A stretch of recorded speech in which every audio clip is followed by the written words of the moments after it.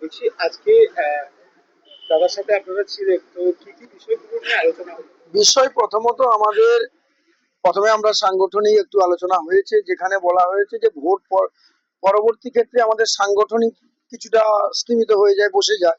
তো আমাদের সংগঠনকে চাঙ্গা রেখে ভয় নয় ভরসা, ভরসা, ভয় আউট, ভরসা ইন, যে প্রতিশ্রুতি নিয়ে আমাদের আশা, সেটাকে একদম পুরোপুরি কার্যকর করতে হবে। সবাইকে মাঠে থাকতে হবে মানুষের উন্নয়নের জন্য, একদম এলাকায় সম্পূর্ণরূপে শান্তি শৃঙ্খলা বজায় রেখে, একদম কারোর চোখের জল পড়বে না, কোথাও কোনো রকম আমাদের খারাপ কিছু ঘটনা ঘটবে না, এমন একটা বাতাবরণ তৈরি করতে হবে। সবাই যেন মানুষ আমাদের সঙ্গে থাকে, ভরসা আমাদের কাছ থেকে পায়, সেই প্রতিশ্রুতিবদ্ধ থেকে আমাদের একদম বুথ স্তর পর্যন্ত কাজ করতে হবে। সংগঠনকে বসে থাকার দিন নয়, আমরা জিতে গেছি মানে সব পেয়ে গেছি এমনটা নয়, আমাদের আরো বেশি করে মানুষের কাছে পৌঁছতে হবে। জেলা শাসক এবং অতিরিক্ত জেলা শাসক ছিলেন। আর সে ব্যাপারে আমাদের উন্নয়নমূলক কাজের কথা বলা হয়েছে বারে বারে। আমরা তো সত্যি কথা বলতে কি 5 বছর আমরা বিরোধী পক্ষে ছিলাম, এখন শাসক দলে এসেছি আমরা। আসার পরে অনেক কাজ আমরা জানতে পারিনি, অনেকে ডাক ডাক পাইনি।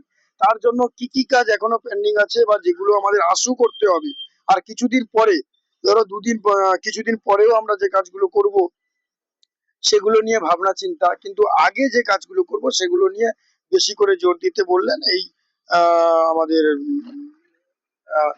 ডিএম সাহেবকে বললেন যে আপনারা একটু কাজের ওনাদেরকে দেখিয়ে দিন কিভাবে কাজ হবে, কোনখানে কোনখানে কোন কাজটা আগে হবে, বা কিছু প্ল্যান নিন আমাদের কাছ থেকে, প্ল্যান গুলো নিতে বললেন। সেই সকল আমাদের 15 ফিনান্সের কাজ আর 16 ফিনান্সের কাজগুলো আমাদের করতে হবে। ইতিমধ্যে উনি নন্দীগ্রামের বিধায়ক পদ পরিত্যাগ করেছেন, তো সেখানে কাকে দাঁড় করা না, এ হয়েছে ব্যাপারে সেই বিষয়ে? কোনো রকম কিছু আলোচনা হয়নি।